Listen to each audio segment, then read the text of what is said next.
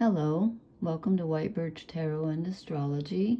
This reading is for June 2nd through June 4th, and it will probably reverberate longer than that because it's kind of an important few things that are happening in the sky. I'm going to try to go through this quickly. I've already pulled the cards, so you don't have to wait for me. I am going to start off with one quick quote, though, that just seems to fit for tonight. And I don't know this man, David, I don't even know how to pronounce his last name, Jackiello, Jakielo,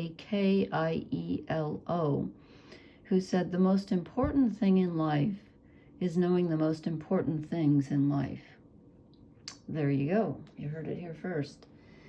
I swear to you, my voice was not croaky until like 15 minutes ago. It hasn't been croaky all day. I thought, what is this performance anxiety? What is this? I don't know. It is late, but... So anyway, what we have going on, we're going to have a new moon in Gemini on the 6th. And it's going to be together with Venus. And we'll talk about that later. But tomorrow, Jupiter is in a very... Let's see, where's my... I don't know what happened to my red pencil that I used to use. So I'll use my pen. Anyway, I printed this out so you could see it, but let's see, where was I going with this? Okay, where's Jupiter? There's Jupiter, and Jupiter is 120 degrees, which is very positive, from Pluto, which is, I put 2 degrees, but it's really 1 degree, 52 minutes, but hey, that's almost 2. So they are in very harmonious aspect. And the next day on the 3rd, and I'll talk about what that means, on the next day on the 3rd, Mercury, where's Mercury? Right here. I printed this out for the 3rd. He moves into 0 degrees of Gemini, which he rules. And then the next day on the 4th, he will also trine, he will be together with Jupiter, because he moves quickly. And then Mercury and Jupiter will both be trining Pluto. So what we have here is Jupiter is expansion, higher thinking, spirituality, being open and lucky and having faith. And Pluto is the underworld, death, transformation, rebirth, the subconscious mind. Oh, it's hot in here. So this is going to open something up here. And then I put this over here. They are in good aspect to Neptune, who is still at the end degree of Pisces, which he rules. So we must not forget that, the end of the last degree of the zodiac, very important. And so, and Mars is getting ready to move into Taurus in a couple days, and is still conjunct Chiron, the wounded healer. So that's still going on. But it's interesting that on the new moon, when the moon gets to be, when the moon moves over here on the 6th and is together with the sun, we'll have a new moon in Gemini at 16 degrees. They're going to be pretty much conjunct Venus. So Venus figures very heavily in loved ones, relationships. And Gemini, which they're in, is the sign of communication. So there might be some communicating going on about relationships. And with this, aspect of Jupiter expansion and higher thinking in communication with Pluto, which rules death and the personal subconscious, I'm thinking about, I was thinking about past loved ones and moving on from that, and, just what vibration that's left us with. And then I'm going to show you some of the cards I drew. I was like, oh my goodness. Yeah, there it is. So just want to show you that real quick. Get this out of the way. Okay. Move my books. And I kind of just drew a bunch of stuff tonight. I felt like just kind of going wild, because when I drew the, I'm using the Mythic Tarot, my chair here, by Liz Green and Juliet Sharman-Burke. And I started off and I thought, wow, out of 6 cards, we got 3 major arcana. That's a lot. Even I know that's 50%. Okay, so the first card I drew is the World. So it is the end of a cycle and the beginning of a new one. And we've been I feel like the readings are kind of on repeat, but that makes sense because processes don't just happen overnight, okay? They can go on for sometimes a year or longer. I mean, it just depends. But we are definitely still in this energy of closing something out and starting something new. And then the next card I drew was the Death card. So here we go again. Something has ended or is ending, and something new takes its place, because this is about rebirth and transformation. Is it about death? Yes. But something new takes its place, if you will allow it. I mean, that's up to you, but you know, you can be reborn. You can turn any death into a transformation. No, yeah, I think you can. I was gonna say sometimes you can't, but even if a person passes away, I don't believe they're gone. They are transformed. So and then I drew the Ace of Wands, which is interesting because this is about starting. And as I said, Mars is getting ready to move into Taurus, which means he's at the tail end of his own sign, Aries, right now. I can't believe I'm croaky. That makes me really mad. I wasn't. So we have a new beginning, which of course follows the death and makes sense with the world. Here's our new beginning energy. Here it comes. Here's the inspiration. Okay. And fire rules the spiritual and the physical. So you could be taking an action, but more than that, you're feeling the desire to take the action. And then I drew the Devil. Oh dear, yeah. So here's Capricorn energy, and you know, Pluto's retrograde, so he is heading back into the last degrees of Capricorn, as I have said, which he won't hit until September 16th, I think it is. I think it's the 16th anyway. So we're tied to something. We're tied to something, some old attachment that we must let go of in order to be reborn and transformed. We must let go of whatever this is that's holding us. And I want to say fear, you know. I mean, usually when you think about not moving ahead, it's usually because you're clinging to something because you're afraid to let go. So don't let that stop you. And then this is interesting. We get the 10 of Wands, which of course I just said we got the Ace. So we get the first card of the Wands, the suit of Wands, which is fire, spiritual and physical. And then I get the last one, the 10 of Wands. So we have a new beginning, but again, we have to let go. We have to stop the direction in which we were heading and just say, okay, this is not taking me anywhere. I give up. You know, I'm setting the wands on fire. Well, wands are always on fire. But she's just like, I give up. You know, I have to stop. I can't. This is not fruitful. The direction I'm leading, or the direction I'm heading in, is not fruitful. The life I'm leading is not panning out. So I've got to do something different. I've got to go with my intuition, my desire, my gut feeling, and head in a different direction. And then this one came out last, which I thought, okay, the 7 of Cups, this is the dreaming card. And I'm like, okay, is this telling us to be careful? It's normally kind of a pie in the sky card, like, you know, don't just think about it. You have to do it, which is the, you know, Wands energy, moving. But sometimes it's also telling us that we should be dreaming, because you need to have something that inspires you. And cups are emotions, so move toward what speaks to your emotions. But the 7 of Cups is tricky. I almost said the 7 of Wands. The 7 of Cups is tricky because it can be illusion. And again, Neptune at 29 degrees of Pisces, that's tricky. That's like, you know, that's like fairyland on steroids. It's like, wow, I'm not sure what I do want. So you're going to have to be decisive, and you're going to have to choose something, because you can't have it all. You know, you're gonna have to make a choice. I think this is about choice too. And it's about letting go and then choosing, you know, what I feel like this is kind of a repeat message that we keep getting, but hey, this is what came out.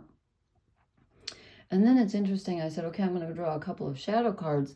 So I draw the shadow card of a person who's literally facing their shadow. Well, she's not facing, but it's looming over her. And again, I get the message of fear. And the Nine of Swords is, you know, the worry and anxiety card. And in this one, it's like, oh my God, you know, it's just a shadow. It's just a shadow, hence the term shadow energy. But shadows can be very powerful if you give them energy. But if you shine a light on them, just think what happens when the room is dark and you turn on a light or you open a window. Where do the shadows go? Boom, they're gone, right? It just takes light. So if you think of light as love or attention or compassion, the shadow, which is fear, and it could be other things as well, you know, resentment. What's the opposite of forgiveness? Is it unforgiveness? Not anyway. So our shadow is, yeah, we're facing a lot of fear right now. Maybe we're afraid to let go of whatever this is. My angel got knocked. Okay. And then I drew another shadow card, and I thought, okay, what does this mean? The Empress, she's usually positive. And I thought, okay, what would the shadow of the Empress be? Well, she can be Taurus energy, and Mars is at the tail end of Taurus, so we can be stuck. She can be too grounded. On the other hand, it could be telling us that we're not grounded enough with all of this, with all of this Gemini energy. We need to be grounded, but don't get stuck. And then I said to myself, she's also about being patient. So, you know, when Gemini, all these planets are going to be in Gemini. Let's see, where did I put the chart? How many are there? Of course, the moon isn't there yet, but so we're going to have the Sun, Moon, Venus, Mercury, and Jupiter. We're going to have 5 planets in Gemini. That's a lot. Okay, that can be very scattered energy. So this is about choosing one thing. Don't get scattered. And also, perhaps the shadow then is, I feel like they're telling us, don't get stuck, but also stay grounded and be patient. I feel like it's almost saying the opposite of this is the Gemini energy. Then I felt like drawing a couple of fairy cards. I went all over tonight. And I drew the Remembrance. And I also drew the Gift, okay? And I want to just read you a very short, because they're very similar, and I mean, they're not that far from each other. They're only 9 degrees away in I think the Gift is the last. Let me see. Is the Gift the last one of the... I forget how many of these there are. I think the Gift is the last one. Oh, come on, where are you? No, the Returning is. I'm sorry. This is second to the last, though. But I'm going to start with the Remembrance, because it says, this is interesting, lessons learned, important memories, heart connection. When you move from one state or one thing to another, what is important to remember? Lessons learned and things achieved are important to remember as you travel along your path. Be aware of what you need to bring with you as you move forward. How did you approach a situation last time? Because we are definitely moving over old territory. We've been here before, okay? Was it successful? Could you handle that situation better now if it happened again? As you look at the Remembrance, what do you see in his eyes? Think of the important things you have learned in the past and take them with you to use on your new journey. Well, I see a lot of pain. I see regret. I see sorrow. But I see a kind of an awareness, too. It's not really a happy card. And then the Gift... I thought this was interesting because the Gift, I had forgotten, it's wisdom, gracious acceptance, and recognition. But listen to this. It says, looking, listening, and being aware of the energies that surround you prepare you for the gift of wisdom. That is what this masked figure holds out to you, an egg containing all of the wisdom you have acquired throughout your travels in fairy. So here we go again with lessons learned. This is a serious gift. She is not a capricious sprite, but a grave and majestic figure. If you are willing to acknowledge the journey you have taken and the lessons you have learned, here we go again, then accept her gift, freely given and richly deserved. And you know, it's weird because I always talk about the egg that she's holding. I don't see an egg. Am I missing something? Does anybody see an egg? I mean, I guess it's in her hand, but I don't see the egg. But apparently it's an invisible egg. I don't know. But that's interesting. So we have learned some lessons, and it's time to take them forward with us, leave behind what no longer serves, as always. And then I drew, I just kept going. I drew 3 oracle cards, and it's really interesting, I think, because I drew the fates, and I thought, okay, anytime you get Jupiter and Pluto involved, you're talking about fate, because Pluto is definitely fate.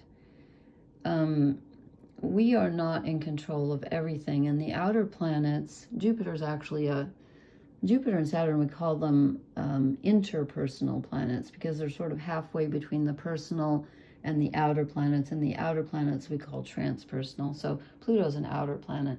It's the last one, and I know they don't call it a planet anymore, but we do in astrology. So we get the fates. So something, not everything is under your control. Probably what you have lost. I'm pretty sure you probably lost something you didn't want to let go of.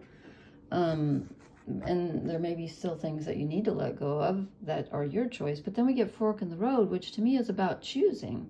I thought that's interesting. We get fate and free will at the end of the reading. And to me, and again, I mentioned that book called The Astrology of Fate by Liz Green last time I posted. That book is astounding because by the end of the book, you see how fate and free will are 2 ways of looking at the same energy. So we have a fork in the road, and we get to choose. But with Jupiter and Pluto, you know, Pluto is, again, death, it's transformation, it's the subconscious. Jupiter is expansion and seeing the big picture. So we get some information and some help from the universe that helps us make the right decision. And then the last, I drew 1 more oracle card, and the last one I drew is Here and Now, which reminded me of the Empress. It's like, you know, don't wait to, there we go. There's the shadow energy, because she's patience. She's waiting too long. She is stuck. She is stuck. That's our shadow energy. Don't wait too long. Don't stay too long in this fear energy or this shadow energy. If you're working with your shadow energy, good, but it's time to move away from that now and start something new, because all you have is the present moment. And what does that flag say? I just noticed that. You are here. Oh, okay. You are here. All we have is the present moment, so make the most of it. And honor it, you know. It's important. It's where you manifest. It's where you are. You are here. I mean, that sounds so simple, but in a way, it's really profound. So okay. So I don't know if I need to sum all that up or not. I don't think I do, but we've got some really big energy, and I'm going to try to post again on the new moon, because, as I mentioned, the new moon is conjunct, which means together with Venus, relationships. This is a lot about relationships, old and new. And they're going to be squaring Saturn. So we'll talk about that that's on the 6th. So I'll try to post the night before. Again, that's in Gemini, 16 degrees, which is opposite Sagittarius. So if you have anything, you know, around there. Anyway, I didn't go too long, I don't think. So I thought I had something else to say, but I can't think of it. So I will say good night and blessings. Thank you for watching. Please hit the like, share, and subscribe button, which I can never say. And I'll talk to you later. Good night.